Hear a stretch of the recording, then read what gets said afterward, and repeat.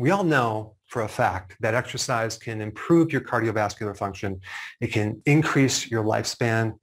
But if that's true, then why are certain people dropping dead of heart attacks from exercise? That's the topic for today. Is there an actual danger to exercise? And the answer is yes and no. It really depends on certain variables. So exercise is a type of movement in your body that has a unique intensity to it, a duration to it, a recovery to it, and a frequency to it. And there's a million different types of exercises based on these 4 variables, okay? But exercise can be a positive or a negative stress depending on these variables right here. And I'm talking about a positive stress where it causes your body to adapt to become stronger versus a negative stress which breaks down your body and then you don't recover and you have injuries and you have other problems, which I'm going to get to.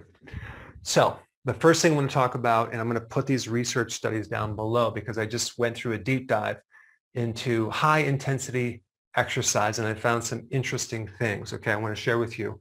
Apparently, when you do prolonged moderate to high intensity exercise, can actually lower your immune system, okay, at least temporarily.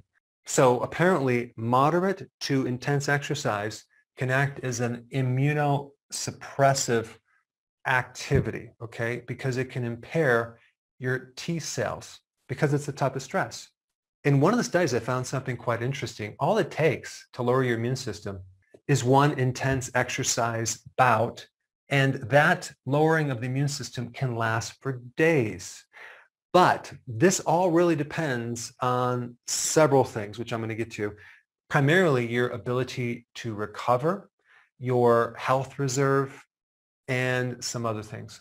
Also, when you have this sustained high-level intense exercise, you actually increase your risk of viral infections, especially in the lungs. Another side effect would be an increased risk of heart attacks and blood clots. And I'm talking about high intensity.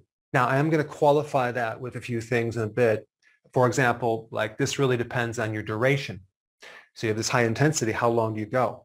And that's why I always recommend something called HIIT, high intensity interval training, with the key of HIIT being a short duration. So when you do HIIT exercises, you do in high intensity, but they're not very long, okay? So that greatly reduces these side effects.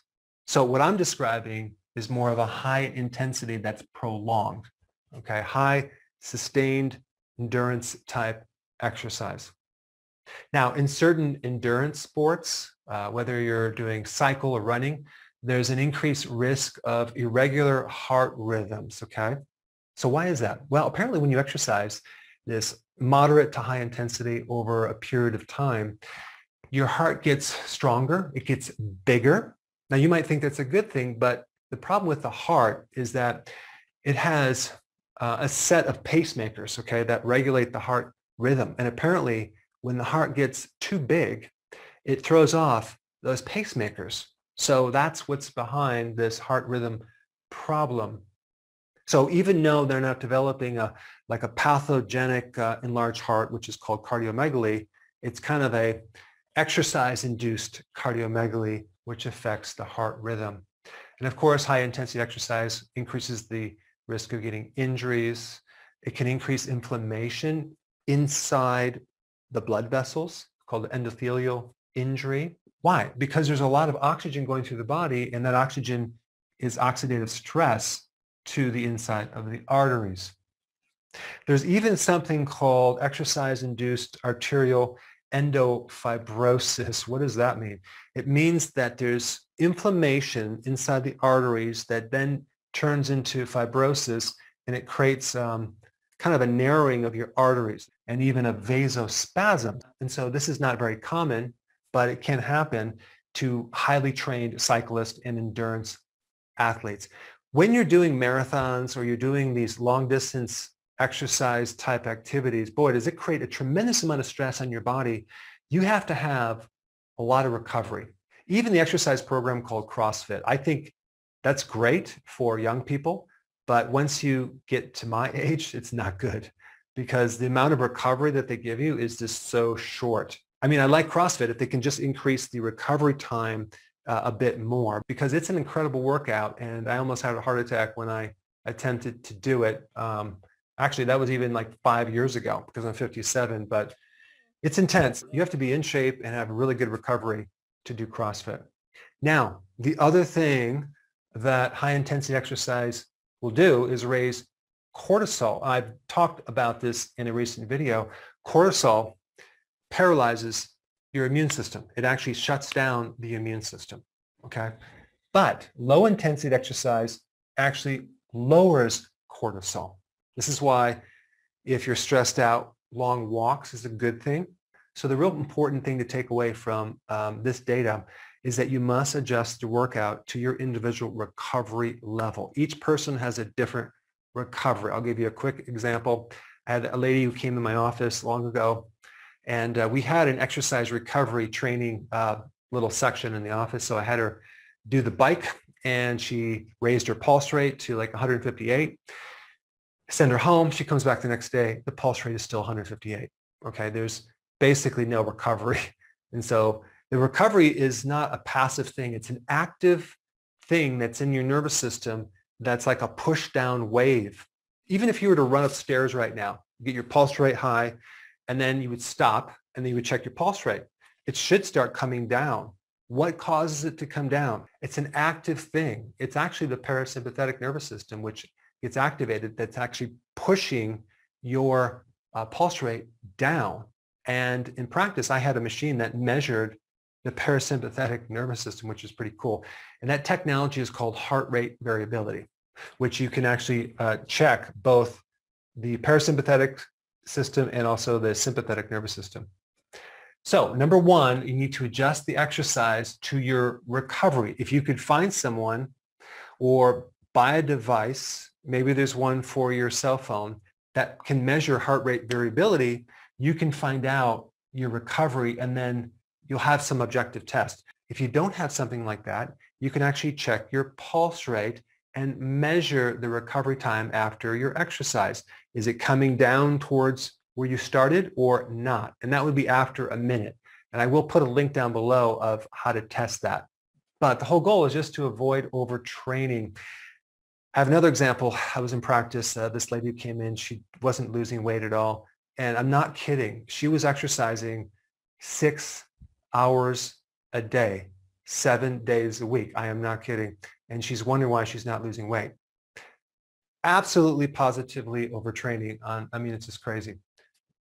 Another example, I had someone else who couldn't lose weight if her life depended on it. She went to the gym, and for a whole year, she worked out every other day. And she lost 1 pound after a whole year. Well, I found out her sleeping was crappy. So we fixed her sleeping, and we didn't even have her exercise. We changed her diet too, and she started losing weight, a lot more than that 1 pound. So, it's all about the recovery. One really important nutrient to take if you have low recovery, if you're at risk for heart problems, is vitamin D. Because one of the first vitamin D deficiency symptoms is weak muscle. And I'm not talking about just your skeletal muscle. I'm talking about the cardiac muscle too. So this is very protective against heart attacks, and it can strengthen your immune system at the same time. Number 3, omega-3 fatty acids, fish oils, sardines, cod liver oil, all real good for recovery. If you work out and you want to speed up your recovery, omega-3 can help you. And number 4, increase the recovery between your HIIT workouts. So if you're going to do this intense exercise for a minute, don't just recover for 30 seconds. Go 2 or 3 minutes of recovery before you start that intense exercise bout again. And that also has to do with the frequency of days of the week that you work out. If you're over the age of 45 or 50, like myself, you may benefit from having a couple more days between your workouts. So let's say you work out 2 days a week or 3 days a week, but you at least give enough time to recover. And with some people, depending on the intensity of that workout, I will just say, just rest for like 3 or 4 days.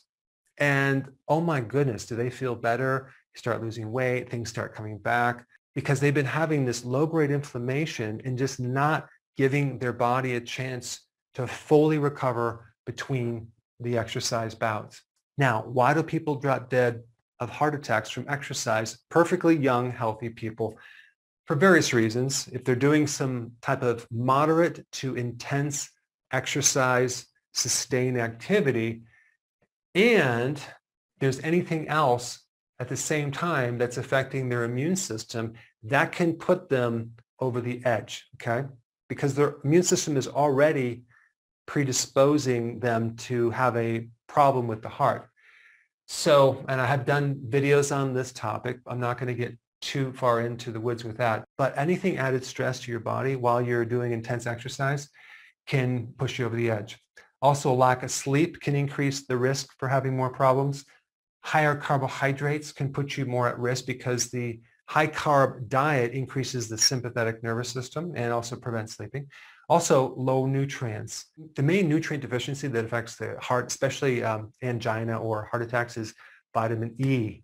So the more stress you go through, the less sleep you have, the more vitamin E you're going to need, especially for the heart. And I would recommend tocotrienols versus the tocopherol brands. Okay, now we have age, right? The older you are, the less intense you really can handle. So this variable alone can put you at risk for a lot of issues. Now, there's always exceptions. I had another patient who came in, 80 years old, looked pretty young. I did that test on him, that recovery test, and he had a recovery of like a 28-year-old, okay? And I was shocked. And one thing that was interesting is he was walking his dog in the dark and he tripped in a hole and he fell down and he knocked himself out and he had some bleeding in his skin and things. And within like a day, he just healed right up. Amazing, right? So this guy, apparently when he was younger, took the Olympics in water polo, and he's been maintaining his health ever since with exercise at least. And he can still, at 80 years old, hold his breath for 3 minutes underneath the water. So again, there's always an exception to the rule. And if you can keep up your training consistently and not overtrain, you can actually really create a bulletproof immune system. Altitude. Apparently, the higher altitude you are, the more risk you are when you exercise for heart problems. Like right now, where I'm living, we're 3,000 feet above sea level. When I have friends or family that come out to where I live and we're walking up hills, boy, do they get out of breath real easy because they have not adapted. If we have them exercised, that can add another strain. So these are just variables I want to bring your attention to, so that way you can exercise and avoid a bigger problem. Now, if you want more information about determining your recovery, I put that video